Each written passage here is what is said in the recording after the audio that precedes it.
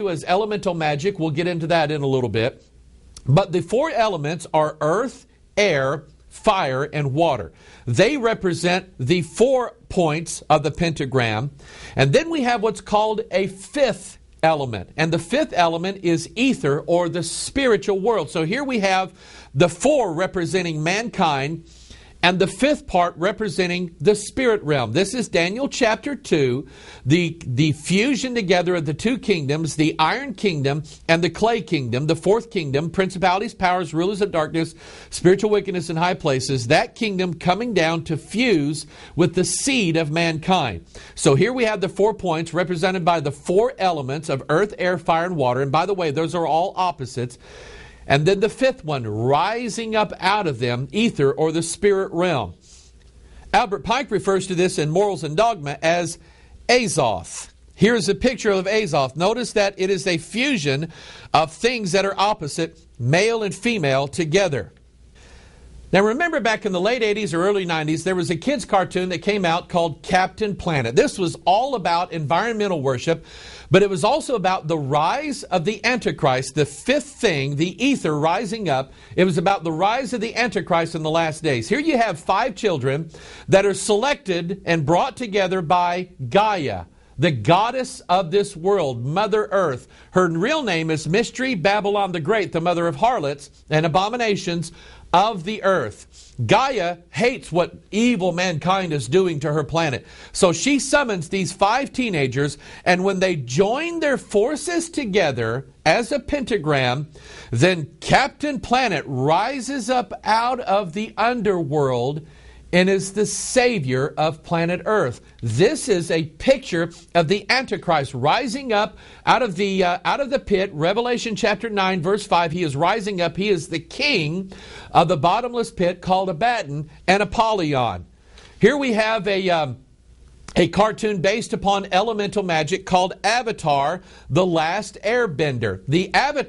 An avatar, get this, an avatar is a representation of a god in human form, or the fusion of gods and men together. That's what an avatar is. There is a movie by James Cameron called Avatar, and in this case, the avatar is a representation of the aliens, which is mankind, coming down to this beautiful, beautiful earth-worshiping, Gaia-worshiping planet called Pandora.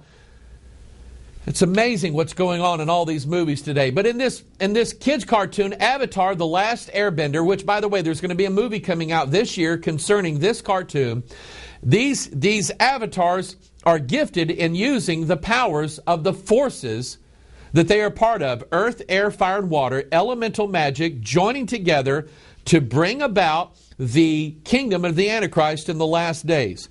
There was a movie with Bruce Willis called The Fifth Element. And in this movie, it was about the gathering of 4 mystical stones combined with an alien force in the form of a red-haired woman to save humanity. The movie poster for this movie says, "There is no future without the fifth element." Now, let's take all this information that we've put together and let's look at what it really is referring to. Here is a picture of what is called an X chromosome. Now remember, from all of our other videos, we teach that the X chromosome is where your DNA is stored. Your DNA is like this ladder that it's a book that God wrote inside of all your cells. And this DNA ladder, the 2 rungs of this ladder are joined together by 4 elements: adenine, guanine, cytosine, and thymine. And notice in this graphic, they are opposites of one another, similar to the 4 elements that are referred to in elemental magic. The idea of the pentagram representing the 4 elements, which represents man, Manly Hall said that, they represent the 4 base pairs that you and I have of our DNA, our very essence of who we are. In Daniel chapter 2, remember, whereas thou sawest iron mixed with miry clay, they, the spirit or the ether, the 5th element, shall mingle themselves with the seed of men, but they shall not cleave one to another, even as iron is not mixed with miry clay. And so you understand this, that the pentagram represents the ether or the spirit realm added to the 4 base pairs of mankind's DNA. Literally, they shall mingle themselves with the seed of men. We saw earlier in Eliphas Levi's book the Tetragrammaton associated with the pentagram. The Tetragrammaton is the 4 letters of God's name in Hebrew. Yod, He, Vav, He. And so the image is the Yod, He, Vav, He would represent the 4 base pairs of mankind's DNA. Again, with that 5th thing, here is a graphic of it. You see the letters Yod, He, Vav, He in this image of it sort of looks like Da Vinci's Vitruvian Man. And then on top of it, you have the Hebrew letter Shin, which represents 3-strand DNA or another strand of DNA added to mankind's DNA. Another version or another way of looking at the pentagram is seen in the image of the skull and bones. The 4 bones represent, and the 4 bones even look like an X chromosome. They represent the 4 base pairs of mankind's DNA. The skull is an image of the Antichrist. He is a picture of the beast in the last days. Remember, Christ was crucified where? At the place of the skull. In Freemasonry, they have what's called a reflection chamber. And inside a reflection chamber is contained an image of the 4 elements and the image of the skull and crossbones, which is a form of the pentagram, which basically means the spirit realm added to man's DNA. You remember this symbol, the symbol for singular wireless? It is a dead ringer for the skull and bones, which we now know is associated with the pentagram or the transformation of mankind. You see that image of the pentagram or the skull and bones in various ways on different products. In Dan Brown's book, The Da Vinci Code, the pentagram was used as a symbol for what was referred to as the sacred feminine, or basically the goddess. It was supposed to be an illustration of what is called the Venus transit. Now here's an interesting thing, and this is true. And remember, God designed all the planets and all the stars and everything like that.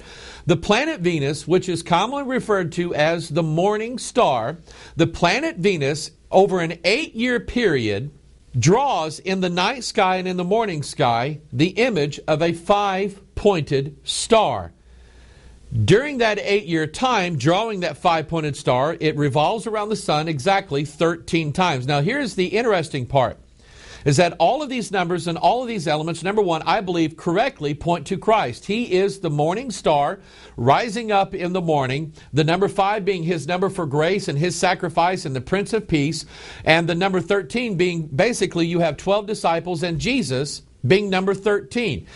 Jesus represents the very love of God given to us. Now, when we look at the exact opposite of that, we see this 5-pointed pentagram being a symbol of the power of Satan and the kingdom of Satan in the last days. And the number 13 specifically pointing to Mystery Babylon the Great, the sacred feminine, whose 13-word title adorns her forehead in Revelation chapter 17.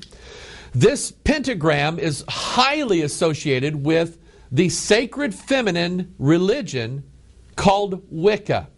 Wicca claims to use the elements of nature or the forces of nature, giving them elemental magic. Elemental magic is all about the transformation of men into gods. One of the things that I'm starting to see is this word or this phrase element or elements or elemental being used in a lot of weird places. We are seeing a lot of churches referring to themselves as Element Church. Here's another one called Element Church. Here's one called Element Christian Church that actually boasts that it uses the symbols of the 4 elements, earth, air, fire, and water. I think we're seeing elemental magic creeping in to the house of God. One book company even promotes Elements Kids Worship. Now, I'm going to show you a graphic of a comic book. I used to collect comic books when I was a kid. I'm going to show you a graphic, and I've used this before. But here's a comic book, DC Comic Books, called Night Force. I want you to notice that there is a woman down laying on this pentagram. So already we've seen this number 5 in the pentagram associated with the transformation of man. We see that in elemental magic. We see that in all these things. Now we're going to look at, we've seen it in the kingdom of Satan. We're going to look at now the idea of the bride and the bridegroom. Because the pentagram in the satanic worship realm and in the witchcraft realm represents this. Here's what Kathy Burns said in her book. The Great Rite Invocation specially declares that the body of the woman taking part is an altar. with her womb and generative organs as its sacred focus and reveres it as such. The high priestess then lays herself down towards the altar and her arms and legs outstretched to form the pentagram. According to former Satanist and Mason Bill Schnabelin, the pentagram has one use only, and that is to call up the power of Satan and bring the kingdom of the devil into manifestation on the earth. So I want you to remember this theme associated with the number 5 in the Bible of the bride and the bridegroom. Now we have the exact opposite of that. We have the devil, the father of all lies. We have the earth, the mother of all abominations on the earth. And there is a ritual called the Great Rite Ritual that performs basically a fornication act, and it's a mockery of the union of Christ in His church in the last days. And here this woman lays herself down in the form of a pentagram. Now I want you to think of a building called the Pentagon. Here we have the image of the Pentagon. It is 5 stories tall. It has 5 layers to it. It has 5 sides. It is the very center of warfare in the entire world. Remember, the 5th title that Jesus was given was called the Prince of Peace.